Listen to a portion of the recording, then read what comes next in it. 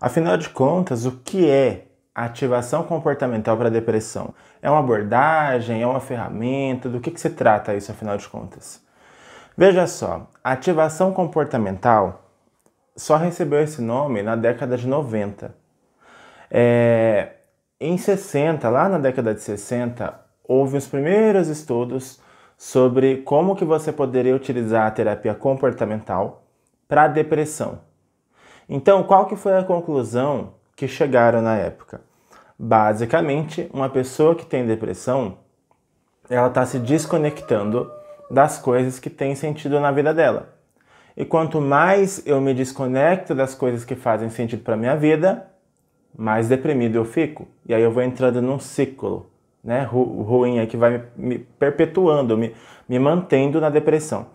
E qual que foi a conclusão que eles chegaram com isso? Bom, então, se é assim, é só eu pegar uma lista de 320 atividades prazerosas e propor para os meus clientes. Isso mudou depois, tá? Só estou explicando para você entender como que isso era no passado.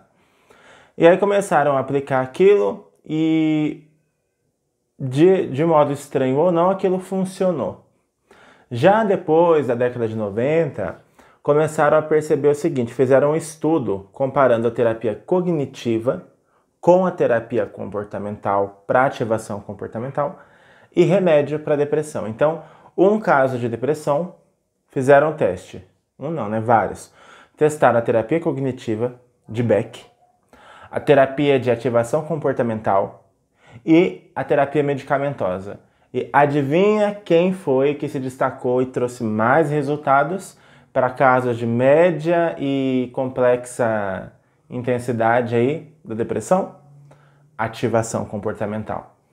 Então, ela mudou ao longo do tempo. Então, o que era só um enriquecimento de agenda, né? Então, falar para a pessoa fazer várias atividades prazerosas foi mudando ao longo do tempo. Hoje a gente sabe que é tudo muito mais complexo, não basta só você mandar a pessoa tocar um violão ou dançar El-Chan para ela poder melhorar da depressão. Mas começou dessa forma. Então, qual que é o objetivo aí? Ela é, na verdade, uma ferramenta, tá? Uma metodologia específica unicamente para o tratamento de depressão. E como que isso é feito hoje? Você faz a primeira sessão com a pessoa, entende realmente se aquilo é uma depressão ou não, você pode aplicar escalas, né, de depressão, do próprio Beck, inclusive, ele tem uma escala de depressão, e existem inúmeras outras. A partir do fechamento ali do diagnóstico de depressão, você vai pedir para que a pessoa, durante a semana, ela faça uma lista de todas as atividades que ela fez, manhã, tarde e noite, segunda, manhã, tarde e noite, terça, e assim vai. E aí você tem o que nós chamamos de linha de base, né? Para quem é comportamental aí, linha de base é como se fosse a estaca zero. Então eu consigo observar o comportamento da estaca zero para ver como que ele é hoje. É mais ou menos igual a Super Nanny fazia quando ela ia na casa dos pais. Antes dela fazer qualquer tipo de intervenção, ela observava como que era o ambiente natural ali. Isso é o que nós chamamos de linha de base. Então você faz uma linha de base na primeira semana do teu cliente, você observa o quanto ele se comporta de manhã, tarde e noite, o quanto a rotina que ele tem hoje contribui ou não para que ele fique na depressão. E aí, a partir da semana seguinte, esse cliente ele vai preencher um inventário de valores. Basicamente, os valores são aquilo que nos norteiam, é aquilo que faz a nossa vida ter sentido. E após responder o inventário de valores, você e o teu cliente vão perseguir juntos, valores que vocês vão definir na sessão, de acordo com o que ele respondeu. Então, se um dos meus valores dentro do ambiente familiar é estar mais próximo do meu irmão, por exemplo. Então, naquela semana, qual que vai ser a intervenção que você vai propor para o teu cliente? Fazer atividades, executar atividades que se aproximem deste valor, estar próximo do meu irmão.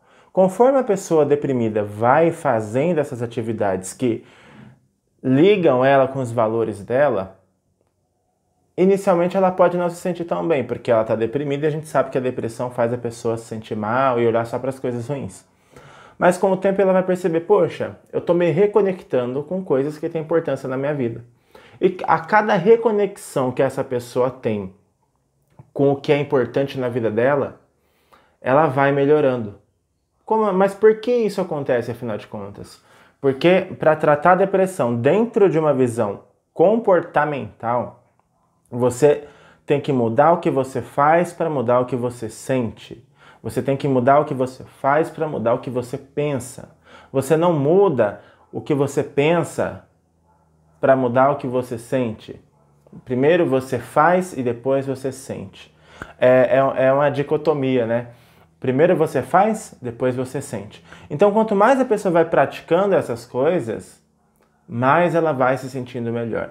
E a ideia é que você vá ajudando essa pessoa a perseguir os valores da vida dela de acordo com o inventário que ela respondeu. Você vai programar semanalmente as atividades e ela vai começar a perseguir isso e vai começar a melhorar com o tempo.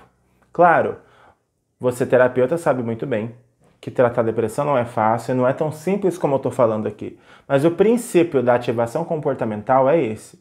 É você ajudar o teu cliente a ir perseguindo os valores que ele estipulou na vida dele. E na medida em que ele vai se reconectando com esses valores, ou seja, na medida em que ele vai agindo de acordo com cada um desses valores que ele desenhou, junto com você, ele vai começando a melhorar. Porque ele vai quebrando o ciclo da depressão de estou deprimido, não faço nada, fico mais deprimido. Não, qual que é a lógica aqui? Estou deprimido, faço apesar de estar deprimido, sinto uma leve melhora. Faço de novo apesar de estar deprimido e sinto mais uma leve melhora. Então você vai construindo tijolinho por tijolinho até essa pessoa construir um muro fortificado contra a depressão. Funciona. É mais do que comprovado. É um dos tratamentos mais indicados para o tratamento de depressão. Todos os níveis, né? Mas principalmente para de moderada e grave intensidade. Eu espero que você tenha entendido o conteúdo que eu estou colocando aqui sobre ativação comportamental. Então, resumindo, a ativação comportamental nada mais é do que uma ferramenta que bebe das águas do behaviorismo radical e que está dentro das terapias comportamentais de terceira onda. É muita coisa para falar em um vídeo só, mas por hora ela é uma ferramenta dentro da terapia comportamental, tá? Ela bebe das águas do behaviorismo radical de Skinner, embora quem usou ela por muito tempo foi Aaron Beck, olha só, que era um cognitivista, é um cognitivista.